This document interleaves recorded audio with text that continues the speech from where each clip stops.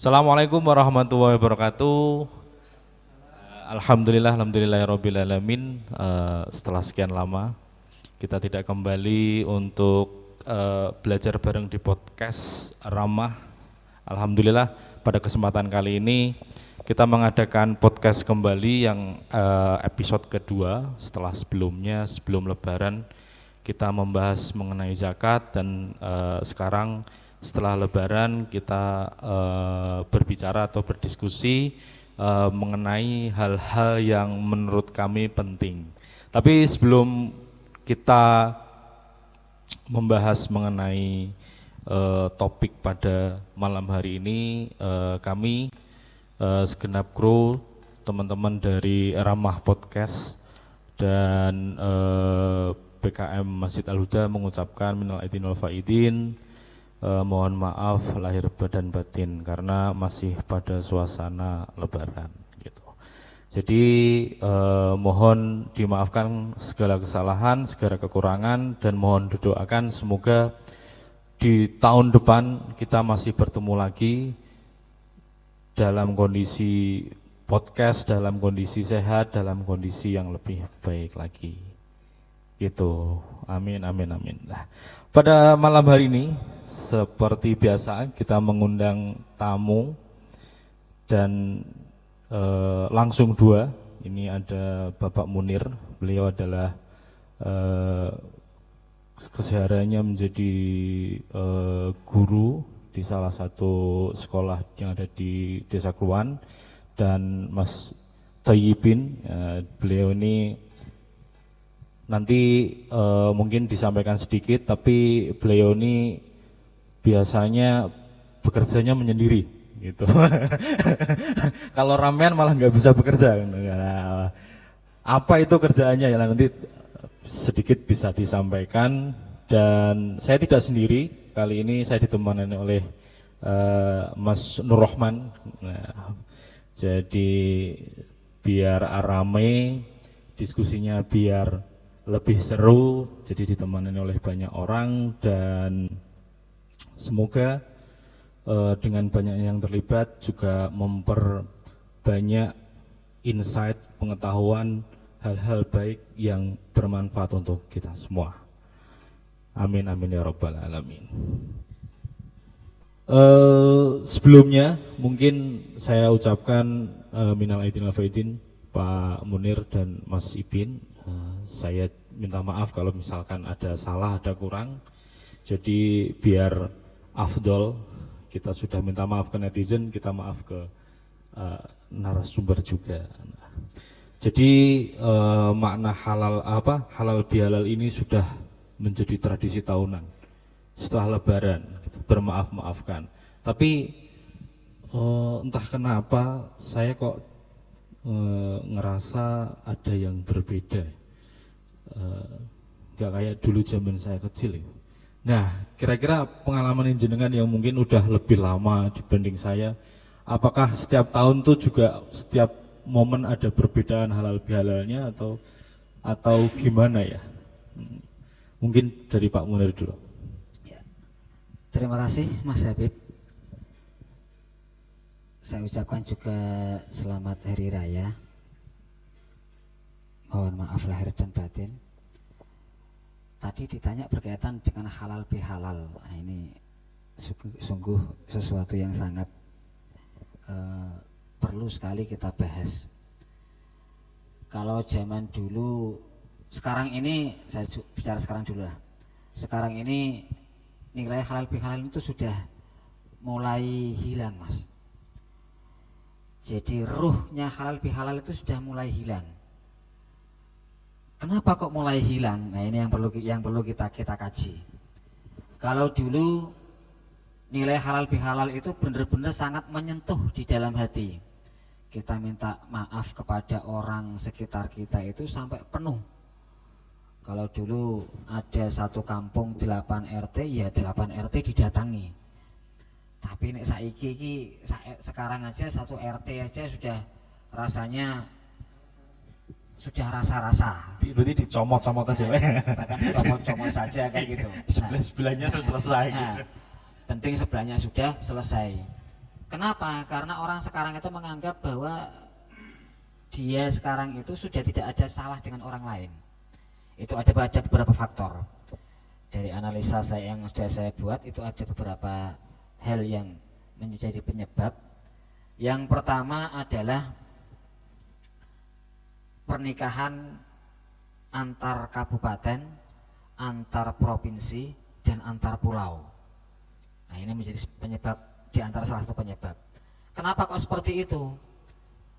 Kalau dulu zaman era tahun 70-an, 80-an, 60-an, 90-an, nikah itu kan dengan penggo.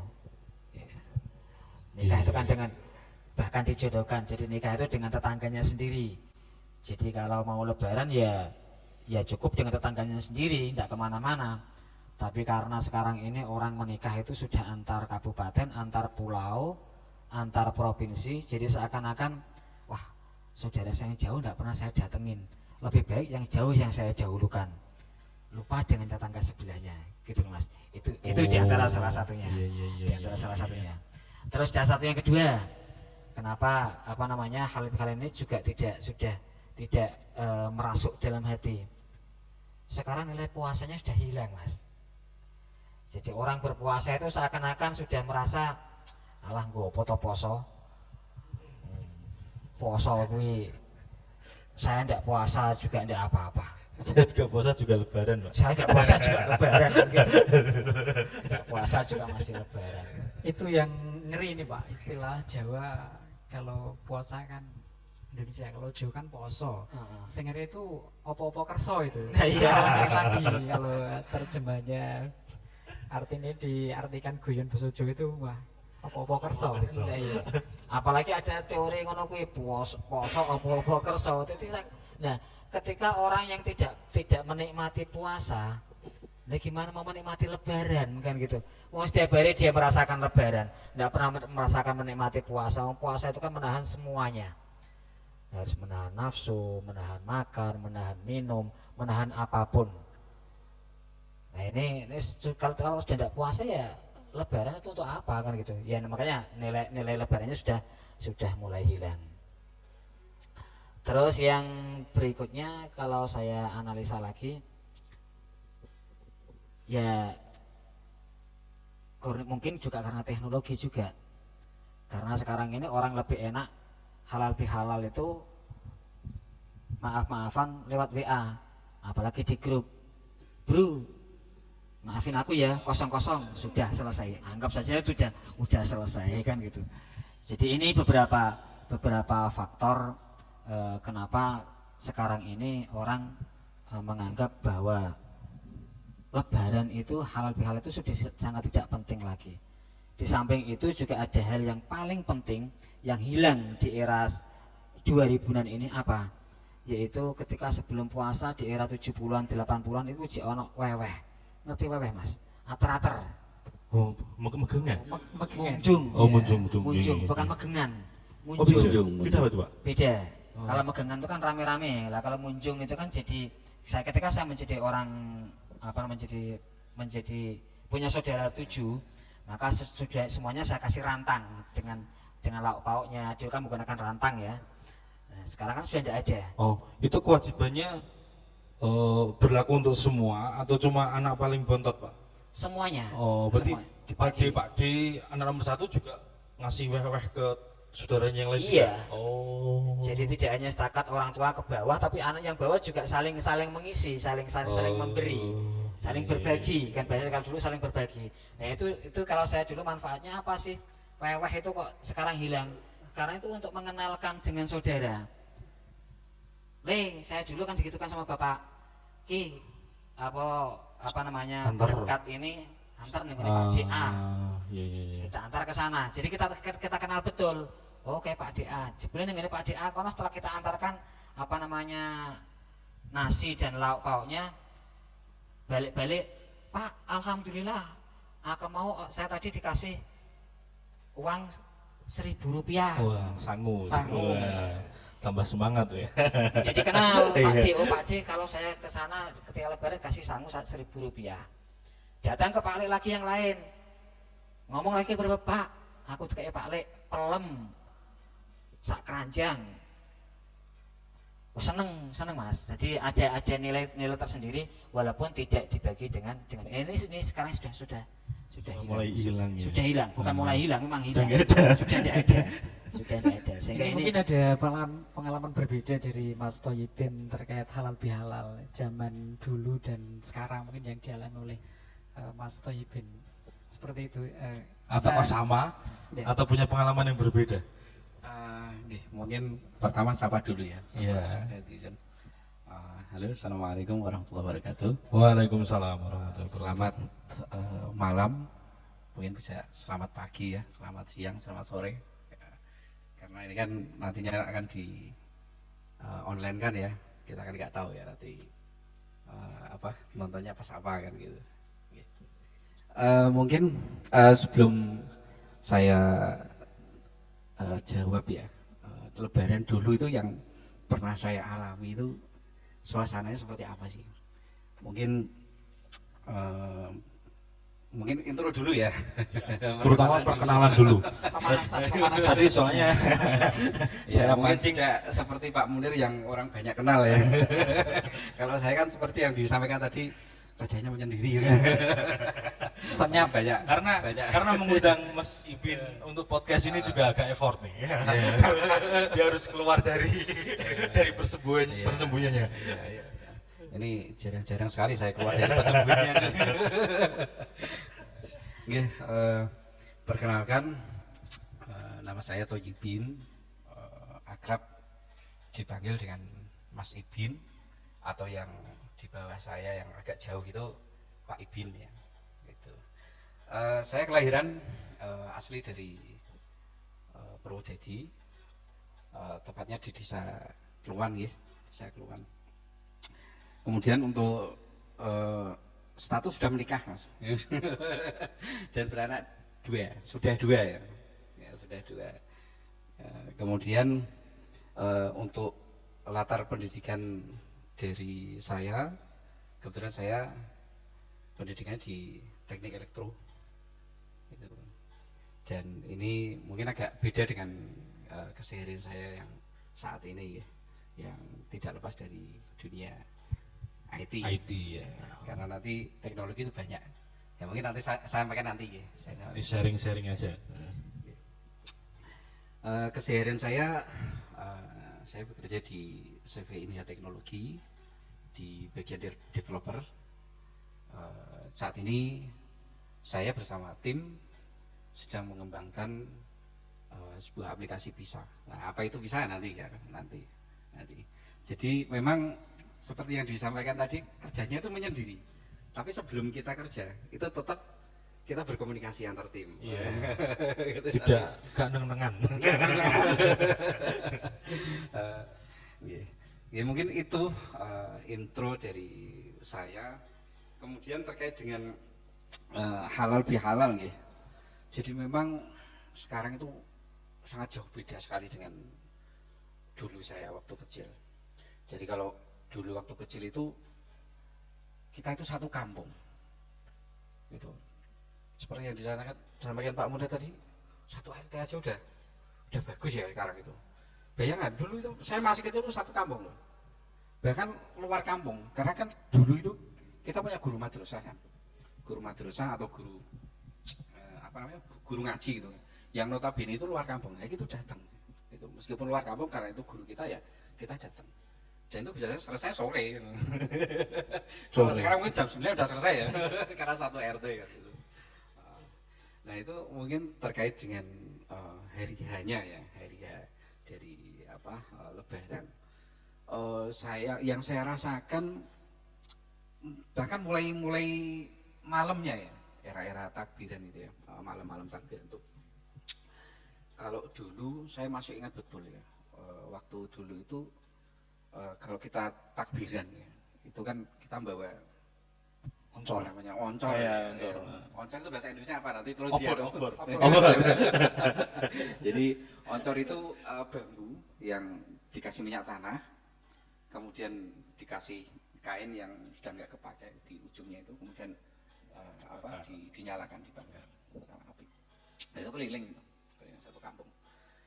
Dan dulu nggak seperti sekarang yang pakai apa namanya Sound. sound, nah. kemudian apalagi yang diarak itu dulu sangat sederhana sekali, pakai kentongan, muter.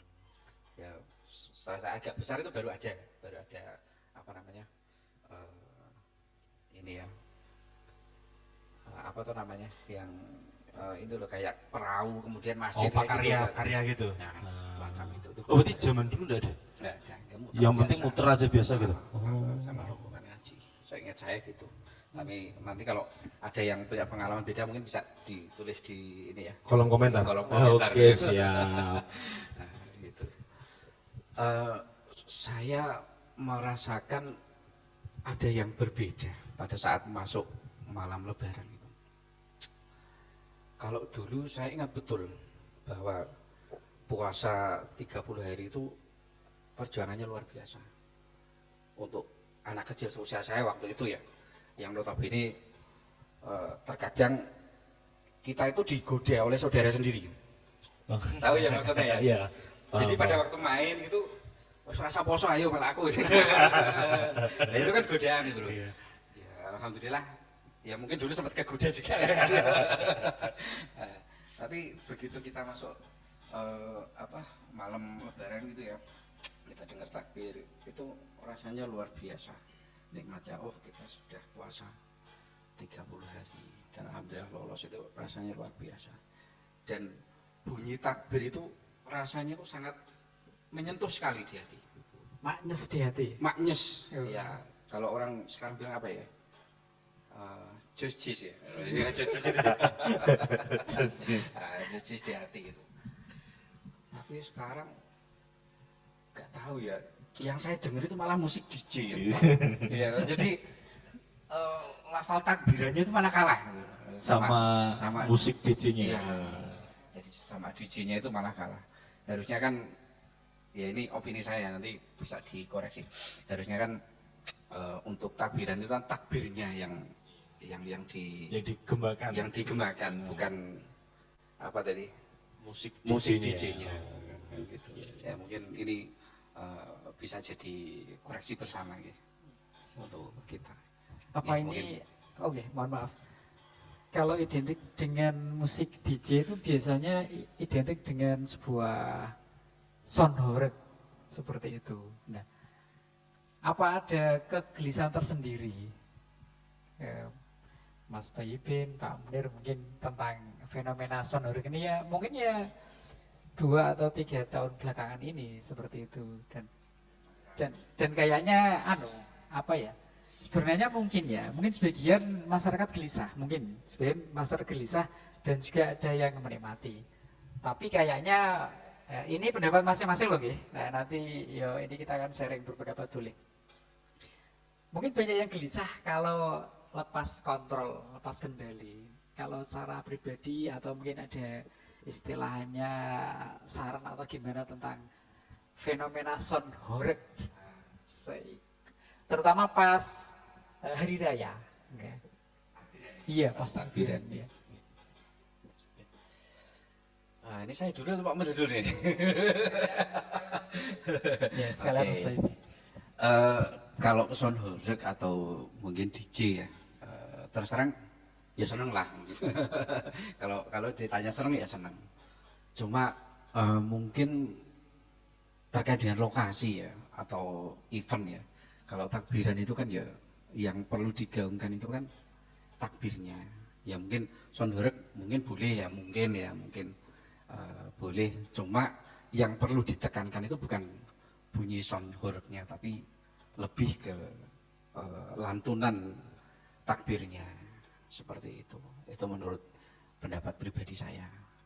Dan mungkin kalau ada pendapat netizen yang lain monggo silahkan komen ya. Kalau dari Pak Munir gimana?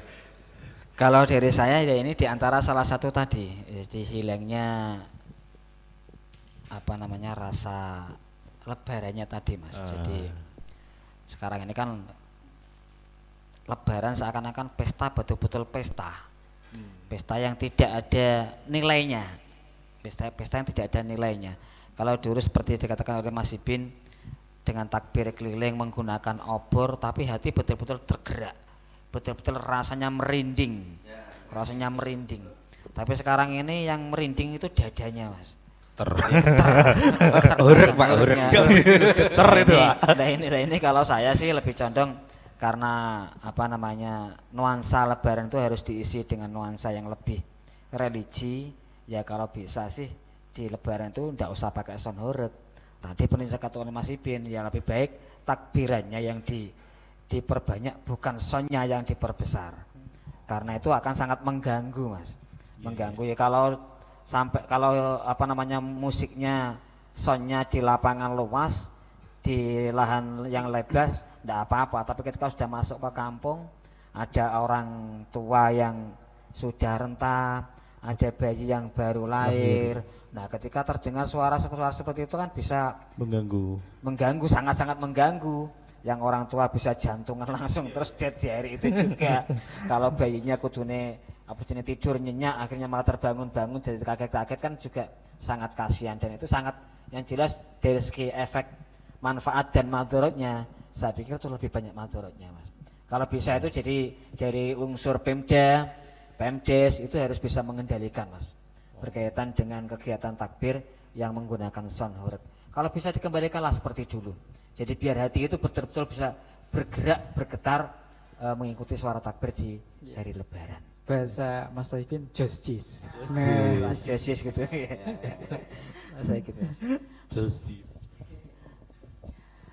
Tapi kalau berbicara mengenai halal bihalal silaturahmi ya, sebenarnya apakah itu hanya ada di Indonesia, khususnya di Jawa mungkin, atau sebenarnya di negara-negara lain juga ada juga nggak ya dengan budaya yang tadi halal bihalal, saling mengunjungi satu sama lain di hari Idul Fitri itu, atau emang ini kearifan lokal kita, atau sebenarnya di beberapa daerah atau mungkin beberapa negara Muslim seperti Malaysia, Brunei, atau mungkin di Timur Tengah sana ada nggak ya kira-kira kultur seperti ini? Mungkin Pak Munir nih.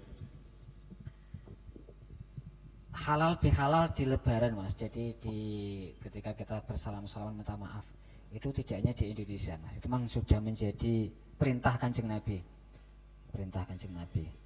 Jadi dengan bersalaman. Bahkan kalau saya masih ingat ketika saya dulu mondok, sebenarnya ketika berhalal bihalal itu kita harus menunjukkan salah kita. Ketika saya punya salah dengan Mas Habib dulu pernah ngerasani Mas Habib yang gendut, yang sok imut kan gitu. Itu saya harus bisa mengatakan. Ini ngepas ya, Pak. Mboten rasane itu. Harus bisa menjelaskan. Ketika saya harus minta maaf pada Mas Habib, saya harus mengatakan, Mas, saya di hari Fitri ini, Fitri itu kan suci, benar-benar bersih. Di hari Fitri ini saya minta maaf dengan Mas Habib. Saya kemarin itu ngerasani Mas Habib bahwa Mas Habib itu gendut, sok imut. Jadi mohon dimaafkan menurut saya, Mas. Ketika Mas Habib menyatakan, wah saya tidak mau memaafkan, ya dosa tetap saya bawa, Mas. Oh gitu. Jadi tapi ini sudah disikapi oleh ulama kontemporer bahwa sudah tidak perlu diucapkan itu. Kalau diucapkan itu malah jadi tukar, jadi perang dunia ke-10 nanti mungkin. Mengingatkan kembali, mengingatkan memori-memori yang sudah hilang. yang awalnya sudah lupa. oh iya bener.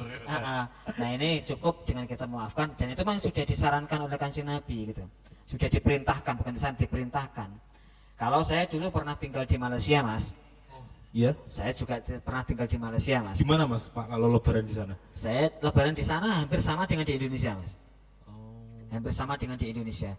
Jadi kalau pas malam takbir, ya takbir seperti di Indonesia, tapi tidak 24 jam. Ada sonornya? Hah? Ada sonornya? Sonor tidak ada. Malah di sana itu lebih, saya anggap lebih terasa di hati betul, karena di sana itu bentuk takbirannya tidak di masjid, Mas. Oh di mana itu, Pak? Di rumah-rumah, jadi satu RT keliling. Jadi satu RT itu keliling per rumah sampai subuh. Oh. Jadi dikasih waktu, cara RT setengah jam sini, rumah sini, pindah sebelahnya lagi membaca takbir, enggak ngapa-ngapain, bukan ngobrol angin, bukan dialog, enggak membaca takbir betul Itu semalaman sampai subuh. sampai subuh, Wah. muter. Gitu Mas. Muter. Musolanya malah tidak ada suaranya. Oh. Masjid paling hanya terdengar suara ketika mau habis sholat, habis azan dan habis sholat itu baru terdengar. Terus setelah itu tidak ada suara. Itu dulu Mas, tapi sekarang saya juga tidak tahu. Tapi kelihatannya kalau di sana tidak ada sound horeg lah. Tidak seperti di Indonesia yang terlalu vulgar gitu. Kalau di sana itu sangat terjamin. Jadi itu pengalaman saya Mas. Jadi kalau berkaitan dengan halal bihalal kembali lagi yang jelas itu adalah perintah Kanjeng Nabi, tidak hanya tradisi daripada orang Indonesia. Indonesia. Oh, berarti di negara lain pun juga ada tradisi yang Ada sama. yang sama. Oh. Kalau dari Miss Ipin ada pengalaman atau ada cerita dari tempat lain? Oh, no comment. Oke. Lah, ini sebelum kita lanjut, enaknya kita ada apa namanya? Ini sebelum kita tidak boleh sebentar ya. Oh iya. Ya, Cukup cuman- dilihat aja. Ya, lihat saja. Cuman mirip-mirip yang ada di TV gitu Ya, ya. Itu betul. bungkusnya gitu. Ini tuh mungkin di setiap rumah mungkin kalau sekarang sudah ada. Nah, kalau Oh, iya. zaman dulu mungkin rumah-rumah tertentu yang punya. Nah, tapi kemungkinan besar ya semua rumah itu sudah punya lah barang-barang makanan ini. Ini makanan lebaran. Monggo. Ya, ini bukan properti loh. Ini bisa dianu kan? Oh, bisa dimakan Dirasa. Oke, siap. Siap. Terima Ini kasih. surprise lah ya. Iya. Oke. Kita beri sebentar. Karena momen lebaran biasanya kan ada suguhan makanan gitu. Oh, apa itu, Pak? Waduh. Ini Isinya luar biasa. khasnya lebaran. Hasil Jadi, lebaran, Pak. rasa apa ini Rasa lokal. Karena ini mungkin isi aslinya udah habis gitu. Daripada nggak kepake setelah tadi kita menikmati rengginang khas dari warga lokal gitu. Tadi kita udah banyak membahas tentang halal bihalal. Tapi saya jadi penasaran, Pak. Kalau momen halal bihalal itu di pesantren sendiri itu apakah juga ramai atau sepi karena ditinggal santrinya? Mungkin pengalaman Pak Munir. Kan kalau yang saya lihat kan banyak santri-santri yang pada pulang kampung gitu. Nah, itu tuh momen Idul Fitri di sana itu apakah sepi atau ya tetap ramai karena emang ada aktivitas atau ada yang tinggal di sana? Ini kalau masih bicara halal bihalal dan santri, kalau di pondok pesantren Mas, kalau jenenge muni lebaran kuwi ya sama dengan Jakarta Mas. Oh, jadi lenggang. Mudik. Pada mudik semua Mas. Atau Mbah Yainya juga ikut mudik? Biasanya enggak. Oh, biasanya enggak. Karena biasanya Mbak Yai itu tetap beliau berumah di pondok pesantren, jadi Oh, enggak jadi ada acara satu mudik. gitu ya. Oh. Tapi kalau santrinya itu biasanya ya mudik, jadi semuanya pada pulang kampung betul-betul memanfaatkan waktu untuk berlebaran dengan keluarganya. Jadi selama setahun penuh bercengkrama dengan pengurus, bercengkrama dengan Mbah Yai. Nah kalau sudah lebaran ya kembali lagi kepada orang tuanya yang asli, biasanya gitu Mas. Tapi pernah Pak berlebaran di pesantren? Belum pernah kalau saya. Kalau Mas Ipin? Belum pernah. Oh, belum pernah. Ikut mudik gitu. Ikut bermacet-macetan berarti. Karena kebetulan gini Mas, kalau saya selama mondok itu kan masih punya orang tua ya. Jadi bahasanya birrul walidain itu saya jaga betul dan itu memang pesan dari Mbak Yai. Jadi berbakti dengan orang tua mumpung momen lebaran. Jadi anak itu pasti banyak dosa dengan orang tua. Wajib hukumnya gitu. Oh. Wajib hukumnya. Sungkem sih karo orang tua. Sebelum sungkem dengan saya, sungkem dulu dengan orang tuamu. Malah diarahkan Untuk pulang silaturahmi dengan orang tuanya, baru kalau pengen sungkem dengan saya setelah dari orang tuanya. Gitu Mas biasanya gitu. Biasanya gitu. Kalau Mas Nur pernah juga berlebaran di pondok pesantren? Dulu basic saya itu tinggal di kampung pesantren. Maksudnya kampung kampungnya itu banyak pesantren gitu. Oh, Karena- jadi iya, satu kampung ada. karena dulu kan istilahnya kami pendidikannya itu kalau bahasa sini itu melu wong. Jadi mondoke atau nyantrine melu wong tepatnya di Kemplak Kidul Margoyo Sepati itu melu wong. Tapi di rumahnya di perkampungan pesantren kan. Jadi untuk menikmati lebaran di pesantren ya belum pernah. Seperti Pak Munir ya, Balin Desa. Tetap pulang. Balin Desa membangun desa ya. Nah, ini anu Jadi tetap lebaran diusahakan untuk pulang. Iya. Berlebaran di rumah. ya betul betul. Gitu.